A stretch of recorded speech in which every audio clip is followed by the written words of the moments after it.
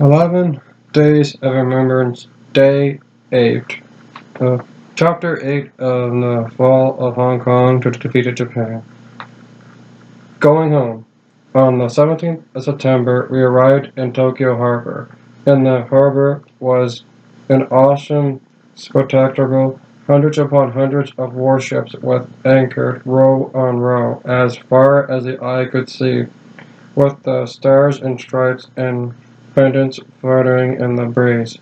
Here assembled in one place was the mighty American fleet, and well as the warships of Great Britain, Australia, Canada, and other nations.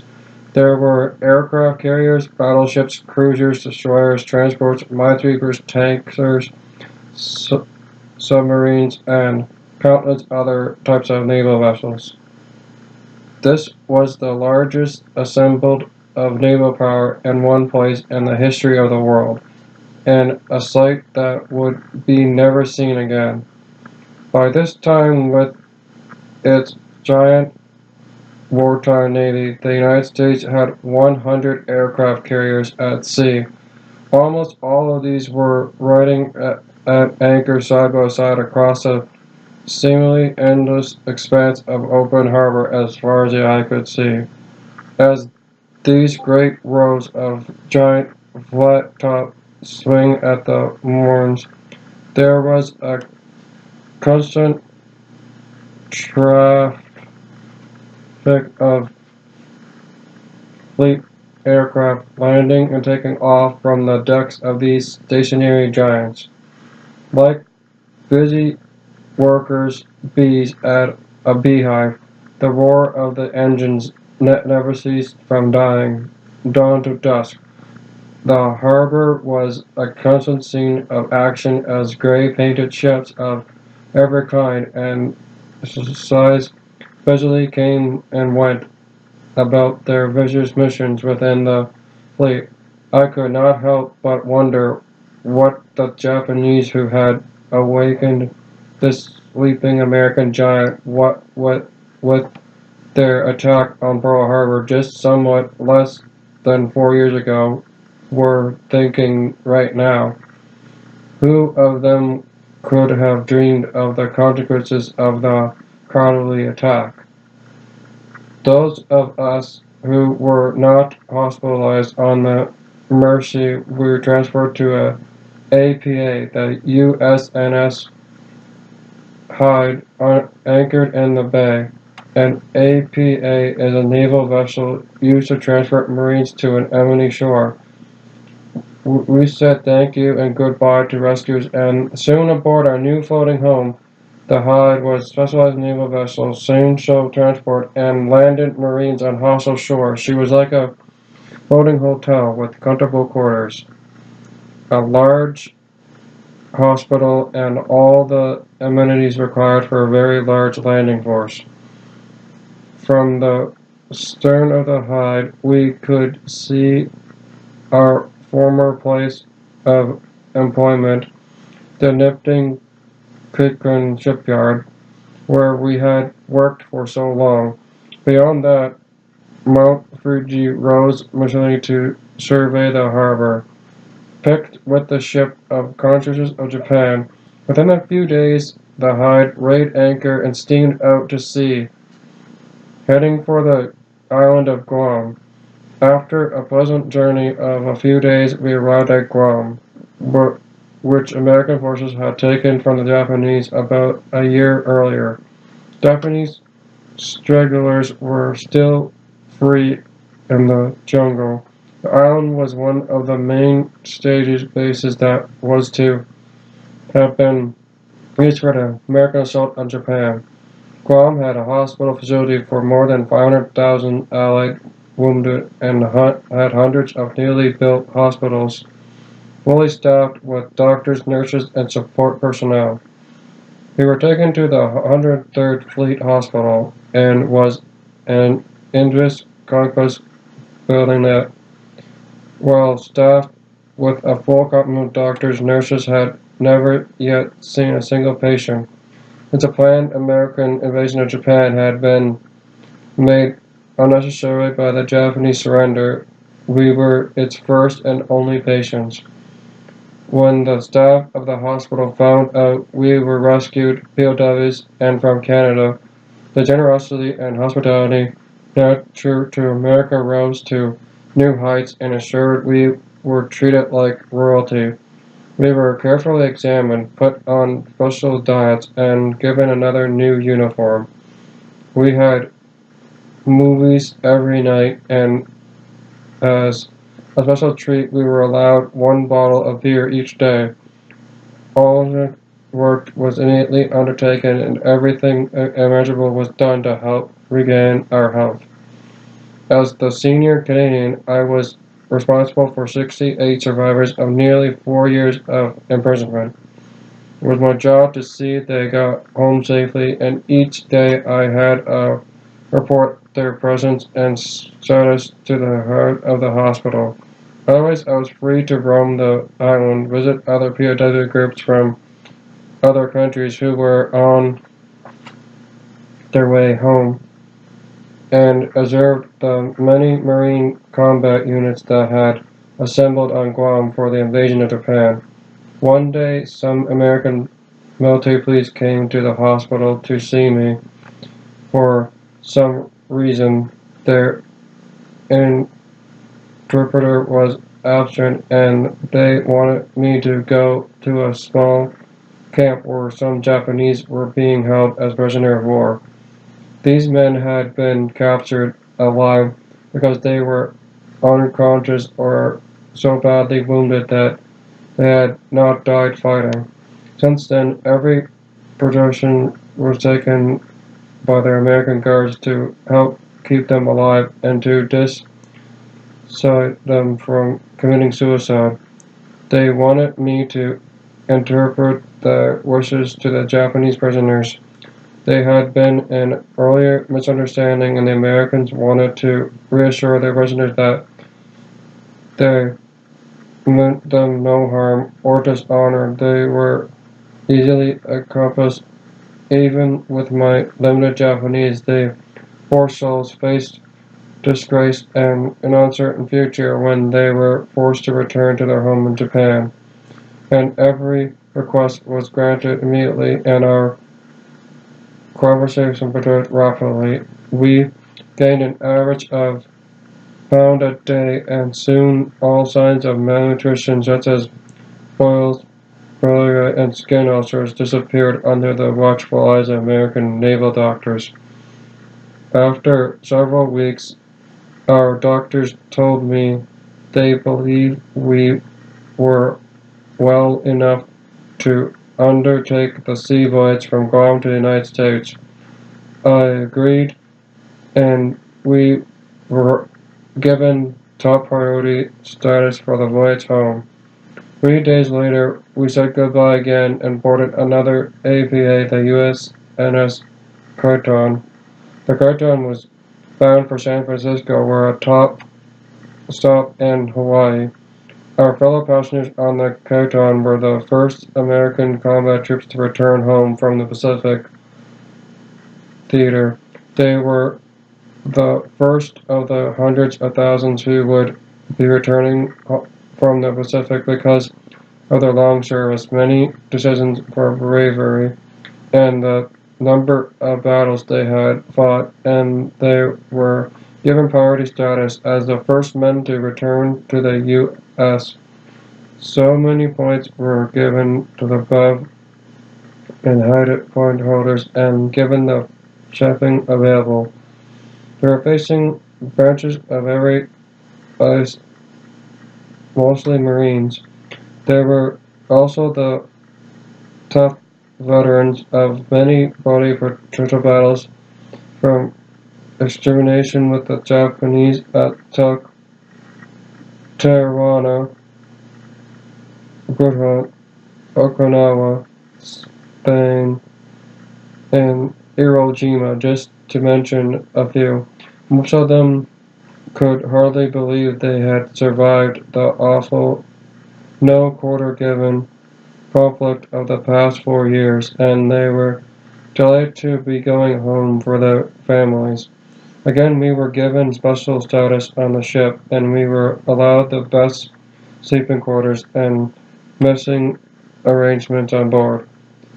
After apparently 2 weeks at sea, the Carton docked off Angel Island in San Francisco Bay. The next morning at 9 o'clock, she was warped over to a large dock that held a huge welcoming crowd of civilians and Marine band. The Grand was lowered and all was made ready to back.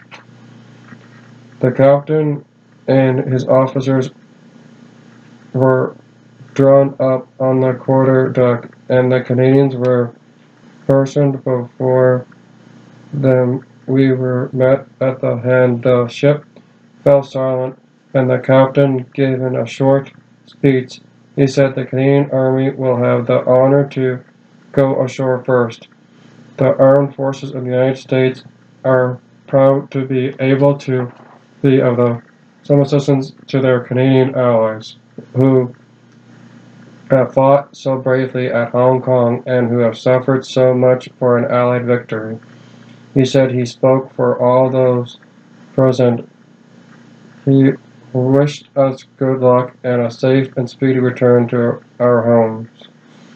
I then gave a short speech in reply and said that we were grateful for their time rescue they transferred home and their kind and generous treatment. At this point, we saluted and I shook hands with the captain. This entirety chain to the gunpowder was dropped one by one.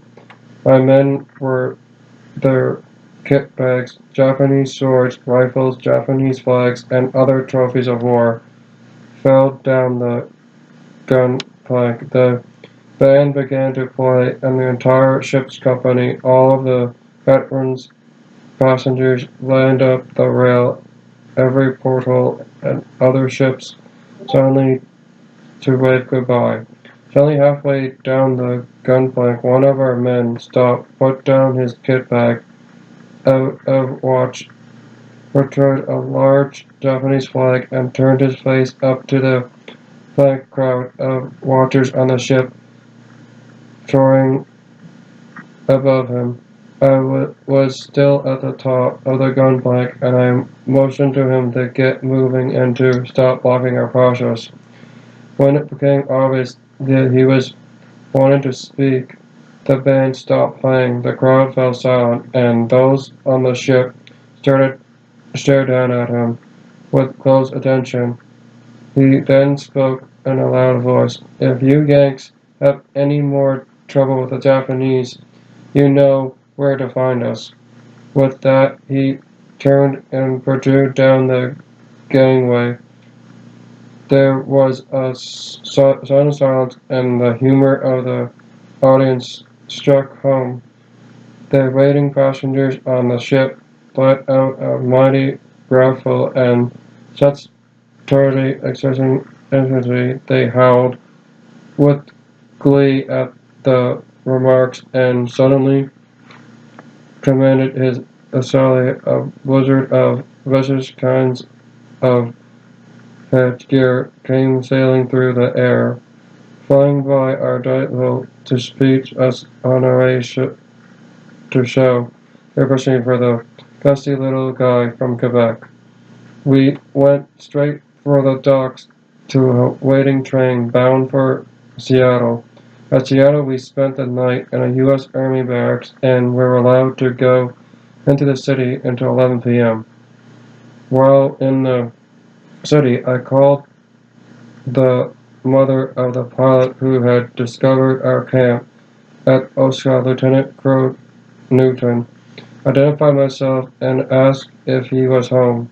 She said no, he would not be home until the Hancock returned from Japan in another 6 weeks, but he was alive and had survived his tour of duty. She said she would be sure to tell I called. I later wrote him and sent him a group picture of the men of Osaka who he was international in rescuing. In the morning, we took the ferry to Victoria, and from the we went to a military hospital at Gordon Head, where I turned over 68 men to the commanding officer. After 49 months, I was not only free, but on Canadian soil at last. At the Gordon Head POW Center, we were again carefully examined and issued with brand new Canadian uniforms. A group of local women came in the center and hand-tailored our new uniforms and sewed on our new Hong Kong shoulder flashes badges of rank. We were visited by the Mayor of Victoria and the famous General Woodrington. Our beds were piled with letters from home, and we were all used the telephone to make our first voice contact with our loved ones. When left was granted to go into the city of Victoria, we found we were celebrities. Everywhere it seemed wanted to shake our hands and welcome us home. Merchants refused payment for our purchases, and all meals in the local restaurants were free to those who were the Hong Kong shoulder pads. Finally, the doctors and the center command agreed we were fit to travel. Orders were cut, our kit bags were packed, and we headed for home, where with first-class sleeping and dining car turns on the Canadian Pacific Railway. It seemed that my promise to my men made earlier in September, was likely that you will be home for Christmas, was about to come true. At each major city at the train travel east, there was a reception committee to greet us when we stopped, to shower us with gifts of fruit, homemade cookies, and letters of appreciation from the city fathers. I arrived at Union Station in Toronto a week before Christmas to be met by my aunt and uncle and my cousins who came to take me home. Before we left the station, my comrades who were going on to Quebec and the Maritimes fled out of the train and into the middle of the station, gave the choir fellow from Ontario 3 rousing cheers and farewell. Once more the cheers followed as I said goodbye and shook hands and embraced each and every one of them, those wonderful young men who had kept faith with me on the green-clad battlefield of Hong Kong and in the grim prison camps of Japan. What wonderful, brave comrades these were, and we had resembled to this day. I felt no bitterness towards those who ordered me to Hong Kong, while I know their real motives were never revealed, and the later Royal Commission of Inquiry was of difficult whitewash. I was accepted with no rancor the decisions to send us to Hong Kong simply as a blinder that often happened in war. What was significantly to the, however, we were my comrades, the young soldiers of the Royal Rifles, reached when they were plugged into military crisis.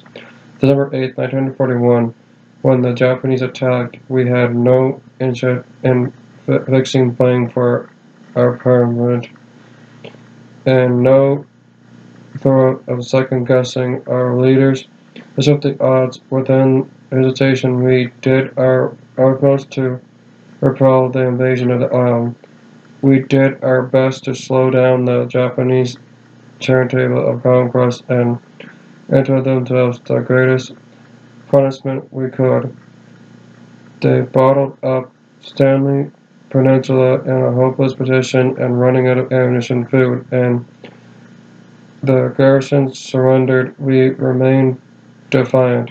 When the government surrendered the island to the Japanese, those of us who were still standing refused to surrender until 8:30 p.m. on Christmas Day, when we were given written orders to do so, signed by the governor himself. We were on the losing side in the Battle of Hong Kong, but not through the lack of courage, our determination to uphold the honor of our country.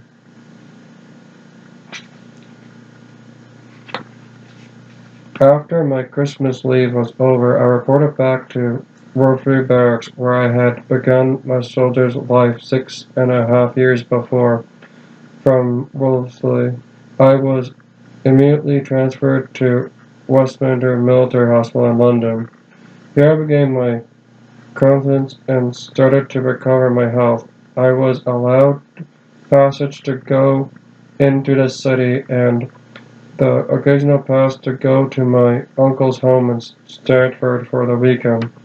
In Stratford, I was treated like a celebrity and spoke before the Lions Club, the Chamber of Commerce, and Commerce Group. As I passed, I began to face a real dilemma.